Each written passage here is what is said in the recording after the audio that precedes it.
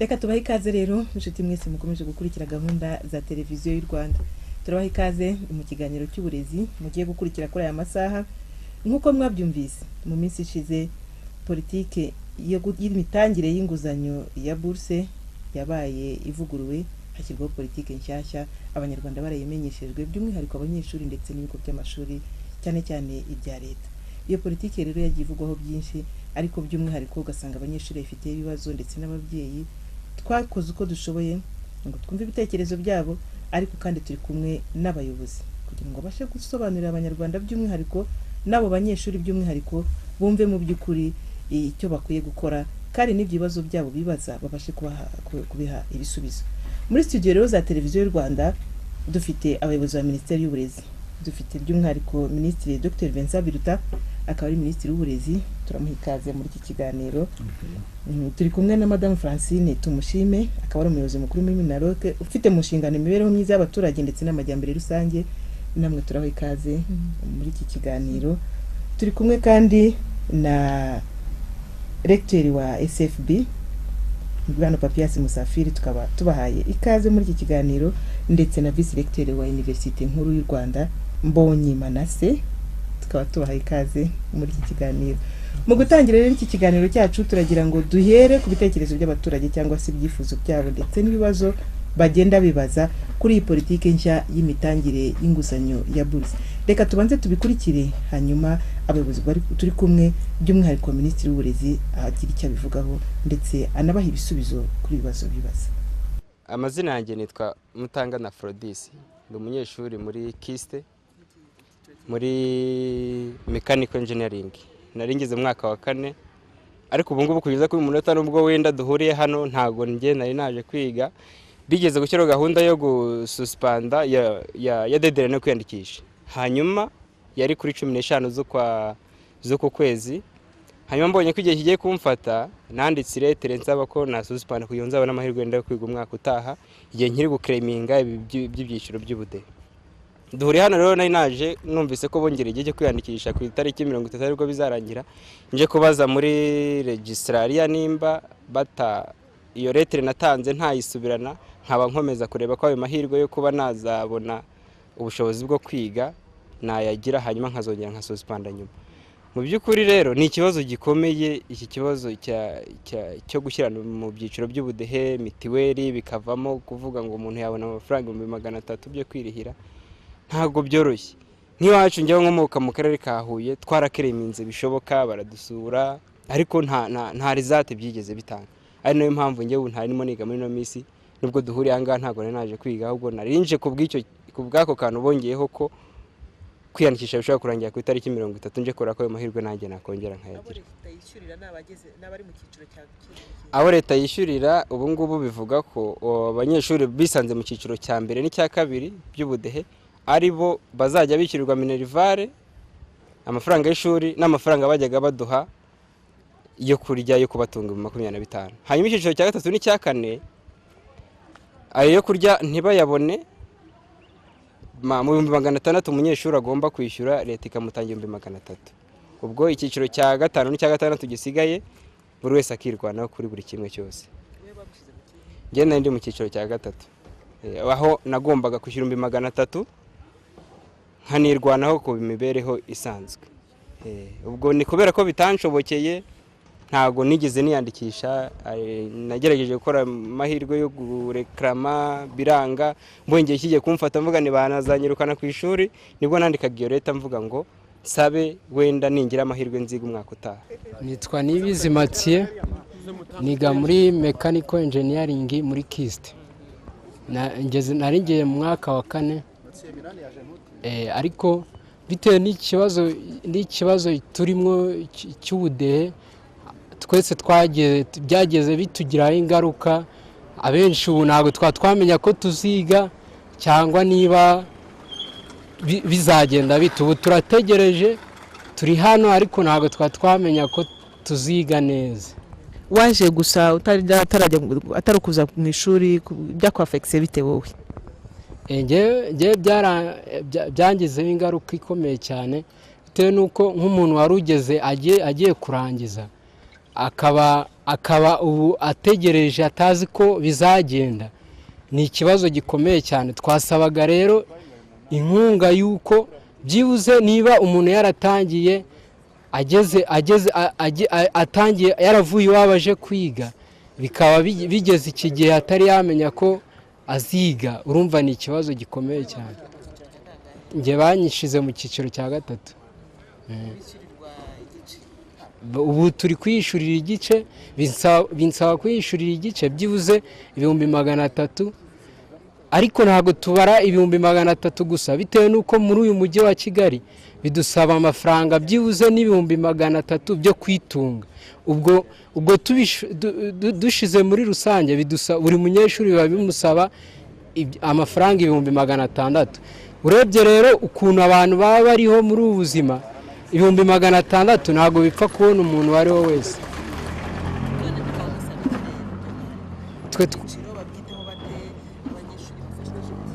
Twe twasabaga leta uburyo n'ubundi busanzwe twigaga, ariko baduherezaga inguzanyo tukazayishura turangije. Twasabaga leta gukomeza kuduhereza izo nguzanyo, ubundi twarangiza tukazanayibishura, cyangwa se bagasaba amabanki akajya tuguza, twarangiza kwiga, ubundi banki ikadukurikirana tukazayibishura. Nitwa Horanisha Vestine, niga mu mwaka wa 4 muri mechanical engineering. Byangezeho kuko nubwo nabonye ayo kwiyishyurira icyiciro cya mbere, mfite impungenge ko nshobora kugera muri examen bakatwishyuza ibindi 100 cyangwa 200 bisigaye. Niba narabonye 100 by'igihembwe cya mbere cyangwa se byo kugira ngo mbe niyandikishije, nshobora kufite risk yuko nazagera muri examen simbashe kuyikora, n'ubundi akaba ari iby'ubusa. Hanyuma n'indi mibereho isanzwe, icumbi, ibyo kurya, urumva ko ari ikibazo. Hanyuma kandi twebwe nk'uko tubona ikibazo, ntabwo twari dukwiye kugendera ku byiciro by'ubudehe. Niba umuntu yashobora kubona 3,000 ntibihwanye n'ibihumbi 300 cyangwa 600 aba ari gusabwa. Twumva rwose ikintu bagendeyeho cyo kuvuga ngo ibyiciro by'ubudehe tutagiha agaciro. Murakoze. Kumva Minedike yakora ibyo byiciro, kandi uko twabitekerezaga ntekereza ko leta iba ifite bije igenderaho umwaka wose. Ntabwo rero kuba byaraje bikatugwaho nk'impanuka, bakatubwira ngo bagiye guhita bafata abantu bose ngo batangire birihirire. Numva byari kuba byarabaye byiza ari uko bakagombye kuba baragiye bafata umubare w'abanyeshuri bazashobora kurihira, barangiza bakareka bakabanza bakagenda, cyangwa se bigatangirira kubo iyo system itangiriyeho nk'aho mu wa mbere umwana akava mu rugo azi neza yuko aje azashobora gusporta ubwo buzima. Ariko gufata umuntu wari wageze mu wa 3 cyangwa mu wa 2 yageze mu ishuri yizeye inkunga ya leta, yagira ngo ni mwirwanirire, twumva ibyo bintu rwose byaratugezeho ingaruka zikomeye cyane. Icyifuzo cyanyu cyabikihe? Icyifuzo cyacu twumva ko leta rwose yakwiye kongera igakora uburyo bwose bushoboka, ikarwana ku bana bayo nk'uko turi abayo yatureze, ikakomeza ikaturera tukarangiza.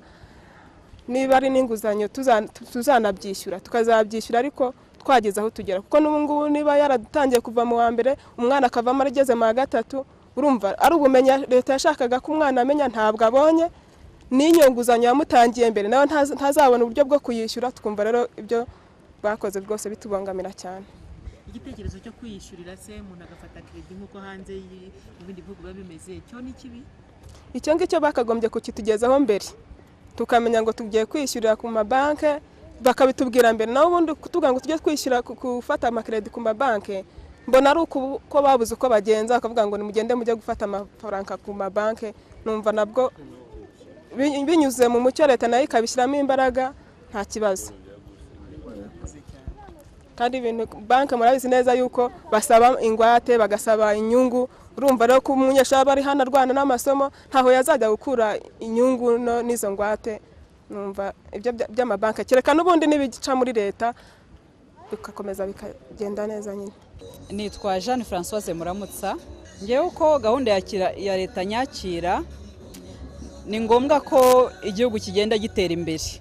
Aho twahereye ntabwo ariho twaguma. Igihugu kirimo kwiyubaka, ariko nubwo kiyubaka cyafite ubushobozi bukeya. kiracyakeneye byinshi, hari abo cyarihiye, hari n'abandi benshi basigaye inyuma. Uko mbibona rero gahunda leta ndayishyigikiye yuko ifasha abantu, ikindi gihe nabo bakagomba kwifasha. Ariko nk'umurezi, nk'umurezi ukorana n'abana b'imfubyi uzi n'ibibazo byabo, mbona ibyiza ari uko bajya bitegura mbere bakavuga ati mu myaka 2 iri imbere ntabwo tuzongera kubarihira, muzajya mufata amafaranga muri banki. Noneho abantu nabo bagakora igenamigambi ntibibatungure, kuko iyo umuyobozi avuze ati uyu munsi inkunga irahagaze, ni nko kubwira ngo inzu irasenyutse, nuvuga ngo bica intege, bituma umwana asubira inyuma, imyigire birahagaze. Ikindi kandi hari abana benshi bari mu giturage bafite ubuhanga, wa mwana azakuraho amafaranga adafite inka, adafite ingwate, nuvuga ngo ubuzima bwe buzaba buhagaze. Ngero numva gahunda ni nziza, ariko niba yinjiremo intera kuri etape hanyuma uko igihugu kigenda kiyubaka abantu bose bagende babasha kubyinjiramo. Ikindi nanone hari noneho abamwana utazigera abona inguzanyo na rimwe bitewe nuko ari imfubyi yo hasi neza burundu, cyangwa se afite ubumuga bwa burundu ariko afite ubundi bwenge.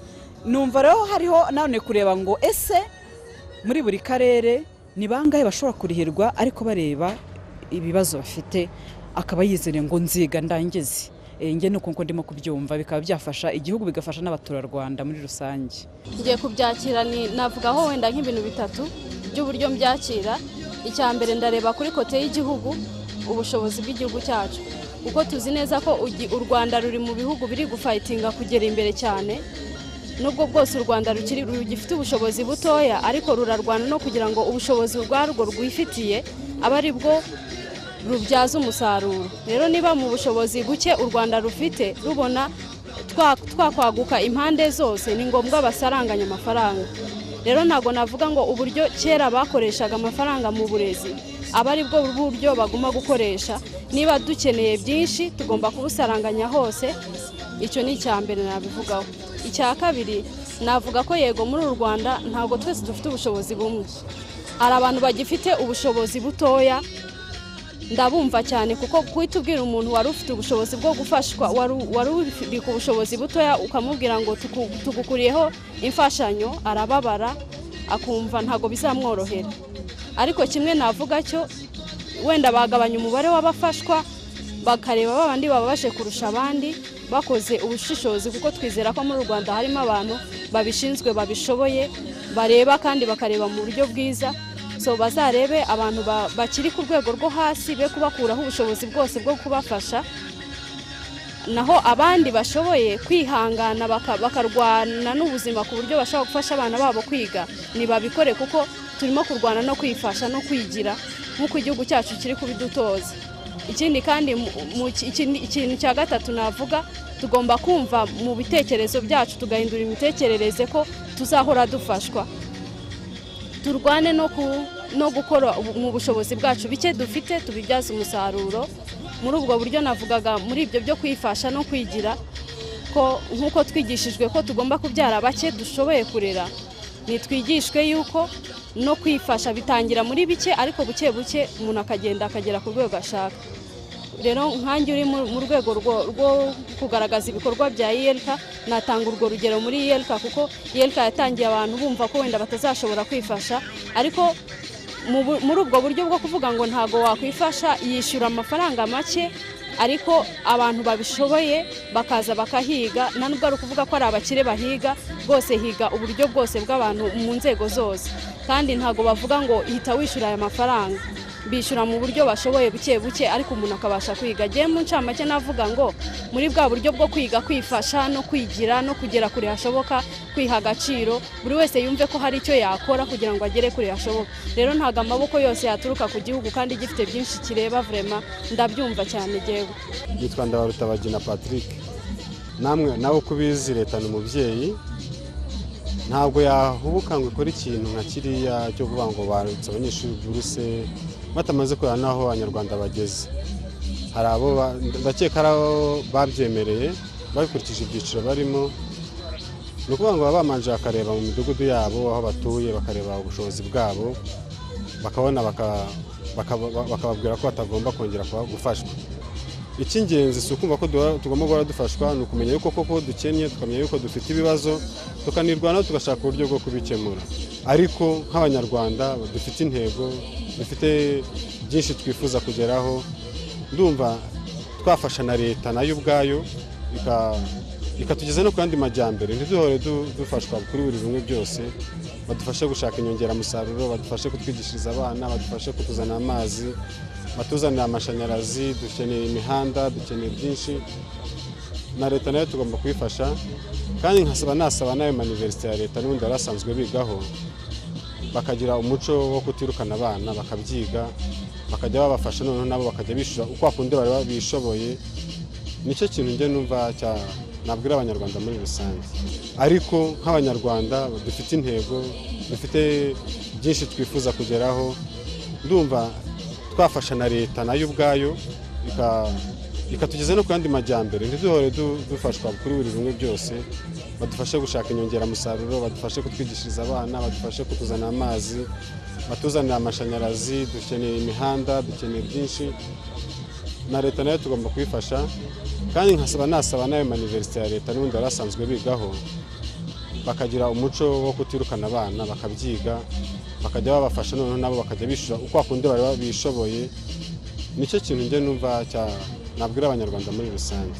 Gahunda yo gufata nka kredi muri banki, kredi etude wazarangiza ukishyura yo mubibona gute? N'ubundi ntabwo arasanzwe bigira ubuntu 100%. Amafaranga bigiraga n'ubundi bagomba kuzayishyura. Ubu ikizaba cyiyongeyeho nuko amabanki yo agira inyungu. Twasaba na leta nikabafasha abanyeshuri, ikafasha abana. Umuntu atafite ahantu agiye gutangirira ngo afite ingwate ngo agiye gutanga, numva leta nayo yagira ikintu ifasha, inyungu ikaba ntoya, kuko ni inyungu bazafata ideni igihe kirekire, batangire kuryishyura kandi nyuma y'igihe kirekire. Bakwisunga amabanki akabaha amakredi, n'ubundi bigiraga ku makredi. Abizeyo mbere batangiye kwishyura, ndakeka bize mu mashuri ya leta. Nitwa Yasenta Muhonzisa, ntuye mu murenge wa Rwezamenyo. Ivanwaho rya buruse, ingaruka nyinshi, abana benshi ntabwo baziga. N'ubundi bari basanzwe biga bigoranye, ariko ibi byiciro by'ubudehe byarabihuhuye. Kuko gihe hari nk'abana nzi duturanye, uretse inzu y'uwabo babamo ni imfubyi, ni babiri, bari babashyize ngo mu bishoboye bagomba kwiyishyurira muri universite. Ariko mu by'ukuri bidasubiwemo, baravuga bati wenda umwe niwe uzakomeza, undi abahagaze, kandi bose bari babonye buruse za leta. Nk'ababyeyi bakuru rero murapropoza ibitekerezo mwakunganiramo leta kugira ngo irebe uko yakemura kino kibazo? Twe twumva byibuze ibyiciro by'ubudehe byaguma muri mitiwere, noneho mu mashuri hakaboneka igisubizo kirambye, cyane cyane nko kwigira ku nguzanyo. Igitekerezo cyo kwiga abantu birigira byo, hari uko iki gitekerezo ari kibi ababyeyi bacyakira? Ntabwo ari kibi kubishoboye, ariko utabishoboye nawe yakagombye kubona uburyo bumworohereza. Inguzanyo rero mukumva byagenda gute? Niba ari leta yakwishingira abaturage bayo, niba se ufite ingwate we rwose ibyo yabikora. Ariko abanyeshuri bose b'abana biga ntabwo bose bafite ingwate batanga. Ntazo bafite. Kandi wenda nk'umwe mu nshuti byo mu bihugu byo hanze batanga kredi, banki zigatanga amafaranga zikishyura ibigo by'amashuri, umwana akabasha kwiga akazaranguza. Ibitekerezo mu Rwanda kizemo ubwo buryo bwaba ari bwiza cyane, kuko bwaba bushubije kuri buri wese. Kuko umwana aba afite ubwenge bwe, ariko akabura kwiga kubera ayo mafaranga y'ishuri. Banki numva za negosiya na leta ikabaha nka garanti bati uyu mwana ni umunyeshuri wacu, yatsinze ibizami byose bya leta, igihe yabonye akazi natwe tuzafasha banki gukurikirana kumwishyuza. Ngibyo rero ibitekerezo twaba tugiye gukusanya by'abaturage ibyo bavuga kuri iyi politiki nshya y'imitangire y'inguzanyo ya buruse. Ibyo ari byo byose mwabashije kubikurikira, ibyo bibaza mwabibonye, nagira ngo muri aka kanya tubahe umwanya nyakubahwa minisitiri mugire icyo musubize muvuga kuri ibi bitekerezo by'aba baturage cyangwa se abanyeshuri twagiye twumva, hanyuma kandi ikigaragara ni uko baravuga ngo bamwe ntibazabasha kwiga abandi ntibazabasha kwiga. Dufite abayobozi b'amashuri makuru abiri ya university nkuru zo mu gihugu SFB ndetse na University Kaminuza y'u Butare, twanye ngo muze kutubwira mu by'ukuri ese ko kwiga abaturage bavuga nibyo abana bari ku ishuri baje kwiga cyangwa se mu by'ukuri university nta muntu n'umwe urimo. Muraza kugerageza muduhe n'imibare kugira ngo abadukurikiye baze kubasha kumenya nibura uko biteye uko bimeze ubu. Nyakubahwa Minisitiri Katubanze ijambo. Murakoze.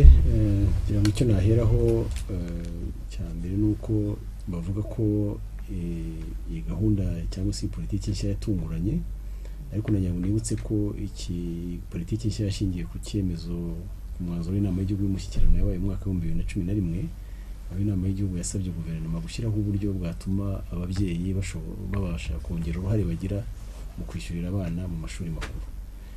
Ibyo rero nyuma y'uwo mwanzuro Minisiteri y'Uburezi yakoze inyigo zitandukanye zijyanye no kuba yareba uburyo bushya bwakoreshwa kugira ngo leta ikore bimwe mu byo bimwe no kwigisha abana mu mashuri makuru, ariko n'ababyeyi uruhare rwabo rwiyongere nk'uko byasabwe n'uwo mwanzuro. Izo nyigo rero nizo zageze kuri iyi politiki nshya igaragaza ko uruhare leta izakomeza no kugira atari no gutanga inguzanyo ku banyeshuri gusa, ariko no gukora ibindi byose bijyanye n'uburezi mu mashuri makuru, birimo inyubako, birimo gushaka ibikoresho bitandukanye, kwishyura abarimu n'ibindi. Ariko rero nanone ndagira ngo byumvikane ko uburyo bushya bwashyizweho hari 90% z'abanyeshuri biga mu mashuri makuru ya leta bazabona inkunga. 90% bazabona inkunga binyuze mu nguzanyo, bamwe bahabwa ku ijana, abandi kuri 50%. Ariko bose uko ari 90% bose banditse mu mashuri makuru hari uburyo leta yashyizeho bwo kubunganira binyuze muri ziriya nguzanyo. Ikindi cya kabiri navuga, iyo tuvuga abanyeshuri biga mu mashuri makuru ya leta, ndagira ngo byumvikane ko mu mashuri makuru yose dufite mu gihugu harimo abanyeshuri bageze ku 84,500. Abenshi muri bo ni abiga mu mashuri makuru yigenga. Abo bajya mu mashuri makuru yigenga ntabwo bishingira ku bushobozi bafite, cyangwa se ngo abajya mu mashuri makuru ya leta bishingire ko ari bo bakene kurusha abandi mu gihugu. Bishingira ku manota baba baragize, noneho bagahabwa imyanya mu mashuri makuru ya leta, bagashyirwaho n'uburyo bwo kubafasha kugira ngo bishyure amashuri yabo. Abiga mu mashuri makuru yigenga rero niba ari bo benshi, ntibyumvikane ko bariya tuvuga bajya mu mashuri makuru ya leta ari nabo bake, ari bo bakene. Ariko rero kubera ko leta iba yabahisemo kubera impamvu z'imyigire yabo, amanota bagize n'ibindi, ishyiraho n'uburyo bwo kubafasha kwishyura binyuze muri ziriya nguzanyo navugaga. Ikindi byari bimaze kugaragarira buri wese ko uburyo bwari buriho butashobora kuramba. Ntabwo leta yari gushyira amafaranga muri buriya buryo bw'inguzanyo mu buryo yatangwaga ngo bizashoboke ko leta ikomeza kubikora kuriya, ahubwo amaherezo ngira ngo nibi ngibi byo gutanga inguzanyo ku buryo buhindutse byari kuzanavaho, abantu bakavuga ati nta mafaranga tugifite gutanga inguzanyo, birahagaze kuri buri wese. Uburyo bwashyizweho rero ni uburyo bwo kugira ngo tuzabashe kugira uburyo burambye, noneho inkunga ya leta cyangwa se ingengo y'imari ijya mu mashuri makuru ikomeze kuboneka, kandi n'abanyeshuri bakomeze gufashwa mu buryo bw'iriya nguzanyo. Iriya nguzanyo rero nayo mwabyumvise, hari bamwe bakomeje kuvuga ngo abo leta yishyurira, birumvikana ko harimo n'imyumvire y'uko ari amafaranga atari inguzanyo, ari kubishyurira, ni impano. Ariko ntabwo ariko bimeze n'inguzanyo, ahubwo ni inguzanyo yoroshye kubera ko ari inguzanyo bahabwa, hanyuma inyungu icibwa kuri iyo nguzanyo ni 7%. Mu banki murabizi ko abenshi bari 18% ndetse binarenga. Iriya nyungu itangira kubarwa umunyeshuri amaze umwaka umwe arangije yatangiye akazi, nibwo iriya nyungu ibarwa, nta ngwate bitangirwa. Ibyo byose ni ibintu bibereka ko nta nubwo ari inguzanyo gusa, ni inguzanyo yoroheje cyane kugira ngo abanyeshuri babashe kuzishyura bitabavunnye. Ariko ibyo ari byose ni inguzanyo. Uyu munsi dufite abanyeshuri benshi ubona bahatanira kubona iriya nguzanyo, ariko ko bayibona kandi bakayibona ari nini, ariko bayibona ari nini ni nako bazarangiza bafite n'umwenda munini, ni nako bazatangirana ubuzima umwenda nyamwaye n'umubyeyi wabivuze, bazatangira inguzanyo nini, bazatangira bishyura amafaranga menshi kurusha abatarayabonye bashobora kuba babaye uyu munsi, bakaba bariho nabi bigomwa bavunika ariko baravunika ejo bundi nibatangira akazi bo bazaba borohewe kurusha abandi bafashe inguzanyo. Hari ibindi bibazo bivugwa bijyanye n'imyumvire kuri system y'ubudehe. Rwose abantu bakomeje kwibwira cyangwa kumva ko kuba ari mu cyiciro iki n'iki cy'ubudehe icyo adashoboye iki n'iki ibisigaye byose ari leta izabikora. Ubwo urumva bose bifuza kujya mu cyiciro cyo hasi, bagahatanira kujya mu cyiciro cyo hasi, bivuga ko bagiye kugira ngo leta izakore ibyo badashoboye byose. Ubundi biriya byiciro by'ubudehe bikwiye kumvikana ko ari ibyiciro abanyarwanda bashyirwamo bishingiye ku mibereho yabo, ku bushobozi bwabo cyangwa se ubushobozi buke bwabo, noneho leta ikabishingiraho ibunganira muri gahunda zitandukanye zijyanye n'iterambere, zijyanye no kwikura mu bukene, zijyanye no kugira ngo babashe kwivuza, babashe kwiga n'ibindi. Ariko no kubunganira ntabwo bivanaho ko ari bo bafite inshingano za mbere mu birebana n'imyigire y'abana babo, cyane cyane ko leta amashuri abanza n'ayisumbuye ari ubuntu. Ngubu umunyarwanda wese ashobora kwiga ariya mashuri. Ntabwo byakumvikana rero ko leta yishingira uburezi kuva mu mashuri abanza, yisumbuye ndetse n'amakuru, kandi hariho n'ababivuze twibuka ko leta ari twebwe abaturage. Ibyo rero tuvuga ngo leta yakora n'ubundi byagomba kuva mu baturage mu buryo ubu n'ubu. Ikindi muri iyi politiki nshya kiriho ni ibijyanye no koroshya mu buryo bwo kwishyura. Abasabwa kwishyura n'ubundi twagennye ko bakwishyura mu bice bitatu bitandukanye. Uyu mwana uvuga ko bashobora kuzamusaba andi mafaranga igihe cy'ibizami kigeze, ntabwo ariko bimeze. Niba ibizami bizakorwa mu gihembwe cya mbere yatanze ariya mafaranga, azasabwa andi igihe nikigera mu kindi gihembwe. Ibyo yemerewe byose, niba ari ibizami niba ari ibindi, bifiteho uburenganzira azabikora. Ibi rero ntabwo byatunguranye kuko twanagiye no mu mashuri atandukanye tubisobanura guhera mu kwezi kwa gatanu, twabibabwira bizatangira, ariko ugasanga benshi barwana no kuvuga ngo oya ntabwo bizatangira. Ntabwo rero ari ibintu bitunguranye kuko twarabisobanuye igihe cyose dusobanura mu mashuri, dukoresha radiyo, dukoresha itangazamakuru n'ibindi. Hari uwavuze nanone ikibazo cyo kuvuga ngo batangirire mu byari kuri gutangira ku batangiye mu wa mbere, abandi bagakomeza ibyo bari basanzwemo. Muri abana bose b'abanyeshuri bose bava mu miryango yacu y'abanyarwanda. Ntabwo rero uyu munsi kuvuga ngo wowe watangiye mbere ukomeze woroherezwe kurusha utangiye uyu munsi. Twese tubaho kimwe, tuba mu miryango imwe, twasanze bitaba ari ibintu bifite ishingiro. N'ubundi n'abandi bari kuvuga batese ku kibari imbere yacu mu ikigo kimwe cy'ishuri, ugasanga ab'imbere baroroherezwa kurusha abatangiye nyuma yabo, n'imibereho yabo yagombye kuba imwe. Ntabwo byakumvikana. Hari rero wabivuze neza ati rwose dukwiye kureba uri twagabanye n'umubare wafashwa n'ibyo byakozwe, ariko nta nubwo twawugabanyije kugira ngo mwebwe turabaretse, ahubwo twashyizeho uburyo butandukanye dushingiye kuri bwa bushobozi cyangwa se ubushobozi buke, kugira ngo tubafashe babashe nabo kugira icyo biyongereraho wenda, ariko leta ibunganire. Kwihangana, kwigomwa ni ngombwa ku mushinga wari wose. Amashuri makuru tugomba kuyafata nk'umushinga w'ubuzima. Umushinga w'ubuzima rero kimwe byaba mu burezi byaba no mu bindi, nta na kimwe ushobora kugeraho ntacyo wigomwe, ntabwo ushobora kubigeraho utavunitse, ntabwo ushobora kubigeraho utihanganye. No kwiga rero amashuri makuru ni ukuri kumvikana. Guhindura imitekerereze rero ni ngombwa, nk'uko umwe mu bavuze yavuze. Bishobora kuvunana ubu ngubu umuntu akumva ko bimuvunnye, bimuhangayikishije, bigize bite, ariko ndibwira ko ari na ngombwa ko bimera bityo kugira ngo yumve ko ari umushinga w'ubuzima, avunike, yihangane, ariko natangira ubuzima atangiye akazi uko azaba yaravunitse yiga, ngira ngo azatangira ubuzima bimworoheye kurusha wa wundi wabonye inguzanyo anayiharanira rwose ngo abone inguzanyo, kuko inguzanyo zaba nini, n'ubundi azatangira ubuzima afite ibibazo by'imyenda. Hari uwavuze ikibazo cy'abafite ubumuga n'ubupfubyi, nagira ngo bose mvuge ko biriya bibazo bifite umwihariko wabyo. Hariho n'amafishi bagiye buzuza abanyeshuri, ab'imfubyi bifite uburyo byandikwa bikagaragara, ndetse n'abagiye gusuzuma ibibazo by'abanyeshuri bagiye batugezaho mu minsi ishize, ibibazo byihariye by'abana b'imfubyi zitagira umubyeyi n'umwe, zibana cyangwa se zifashwe n'imiryango imwe kuri ubu buryo. Abo ngabo bazi uko ikibazo cyabo kizakemuka. abafite ubumuga n'ubundi basanzwe gahunda yihariye, ntabwo usibye ko no kugira ubumuga ntabwo bivuga ko ufite ababyeyi nabo batishoboye. Ushobora kuba ufite ubumuga w'umwana ariko ufite ababyeyi bishoboye. Ibi ngibi nibyo tugomba kubizirikana, ntabwo kugira ubumuga bivuga ko utishobora mu byo byose mu buryo bw'umuryango. Ibi byose rero ngira ngo nari mbivuze nshingiye kuri biriya byabajijwe. Nongere nshimangire ko leta ishyira amafaranga mu burezi, mu mashuri abanza, amashuri yisumbuye, mu mashuri y'imyuga n'ubumenyingiro no mu zindi nzego z'ubuzima bw'igihugu. Ntabwo rero bitangaje kumva ko uyu munsi hafatwa umwanzuro ko amashuri makuru ababyeyi bazagira uruhare rurenze ubwo bari basanzwe bagira. Ni ibintu bikwiye kumvikana, n'ubwo uyu munsi byaba bivunanye kuko aribwo bigitangira, ariko turizera ko bizamenyerwa, hanyuma urwo ruhare rukagaragara koko nk'uko byifujwe mu nama y'igihugu y'umushyikirano.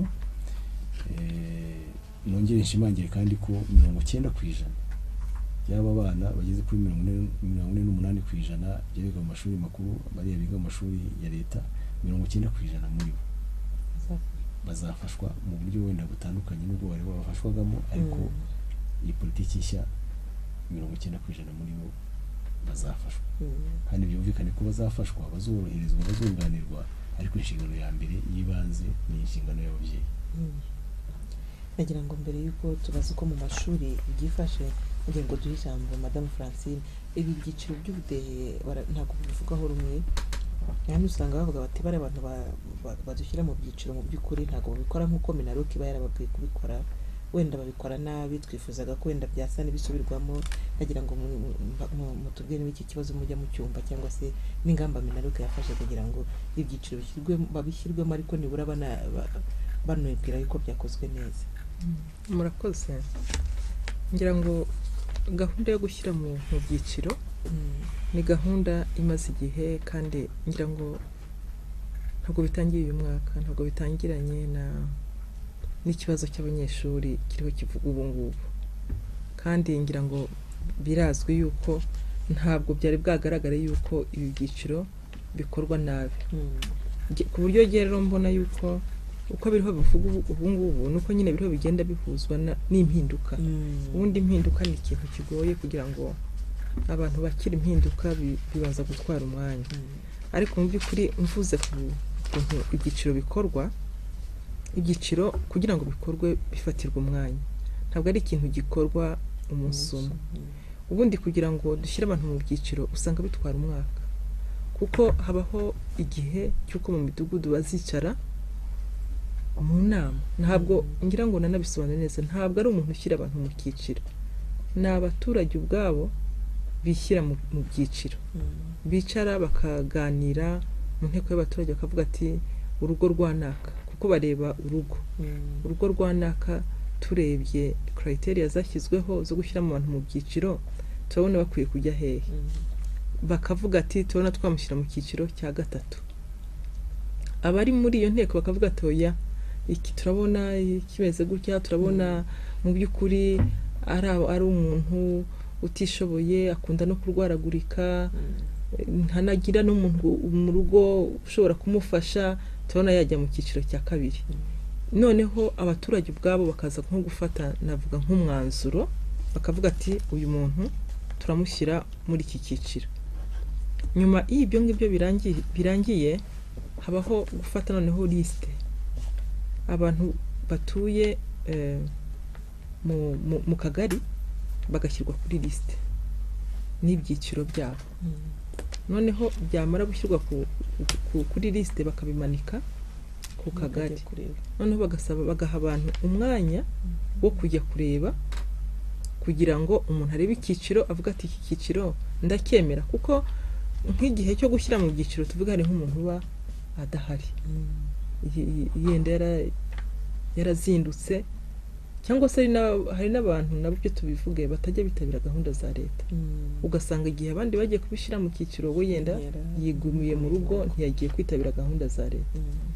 Icyo gihe ariko ntibareka kukimushyiramo, kubera yuko haba hari abandi baturanyi bamuzi, iyo urwo rugo barugezeho abandi baravuga uko babibona. Ariko yenda kubera ko badahari nk'uwo nguwo, urumva ni nacyo umuntu yanakangurira n'abantu ko gahunda ya leta yose baba bakwiye kuyitabira. iyo adahari ubwo urumva nta nubwo ari nyine abahari ngo avuga ati yenda bimeze gutya ngo badisikite, urumva ko biragoye cyane kudisikita ku muntu udahari. Ariko noneho kubera n'icyo kiba gihari kizirikanwa, banashyiraho gahunda yo kumanika kuri biro z'utugari abantu n'ibyiciro byabo, noneho bagatanga umwanya wo kujurira, bakajurira akagari kagasubira kakabireba. Urumva ko bwa mbere biba byakorewe mu nteko y'abaturage. Mu nteko y'abaturage uragaragaza, hakabaho discussion, bakabyemeza. Nyuma ku kagari ukajurira, noneho inzego z'akagari organiza uburyo bizagenda, kakareba nimba kuko ya makuru kabonye kakayaverifiye, kagasubira kakavuga ati ari mu cyiciro iki n'iki. Noneho amakuru agakusanywa akajyanwa ku rwego rw'umurenge, rw'akarere, agashyirwa muri database. Ariko noneho agahabwa n'umwanya wo kuvuga ngo nimba ku kagari batankemuye ikibazo, ndareba noneho umurenge, ndareba noneho akarere. Ubundi mu mabwiriza bavuga yuko iyo umuntu atanyuzwe rwose agera no kuri uwo rw'umuvunyi. Amabwirizwa arahari y'uburyo umuntu nahaca n'uburyo ajurira n'uburyo ibibazo bigenda byakirwa. Ku buryo rero ngira ngo dufashe nk'ibi byiciro turiho dukoresha ubu ngubu, ni ibyiciro byakozwe muri 2011, byahawe umwanya uhagije, hagiyemo n'amafaranga ahagije, kuko twashaka ko rwose tubishyiramo imbaraga, hakabaho na verification ihagije, ku buryo no kuri buri rwego hari harashyizweho komite zijya muri supervision y'ibyo abaturage bakoze. Ku buryo rero numva uburyo ibyiciro bikorwa n'uburyo abantu bashyirwa mu byiciro, ngewe nta kibazo mbibonamo. Gusa yenda nongera mvuga yuko nuko igihe kigenda gishira n'ibyo byiciro bigenda bita n'agaciro, ku buryo biba ngombwa yuko abantu babisubiramo bajyanye n'uburyo igihugu kiriho kigenda kinatera imbere. Kuko ubu tunabisubiramo ngira ngo niba tuvuga ko u Rwanda rugenda rutera imbere, ngira ngo no mu byiciro tuzagenda tureba tujyanye n'ubundi n'ibyo terambere ko rigenda rikorwa. Ku buryo rero ngira ngo nabyo bizasubiramo, ariko mvuga neza ngo ikizasubirwamo ni criteria ibigenderwaho kugira ngo abantu bashyirwe mu byiciro. Ibyo nimara gusubirwamo byo kuvuga ngo ibigenderwaho ngo abantu bashyirwe mu byiciro, hazabaho nanone no gusubira gushyira noneho abantu mu byiciro bakurikije bya bindi bigenderwaho.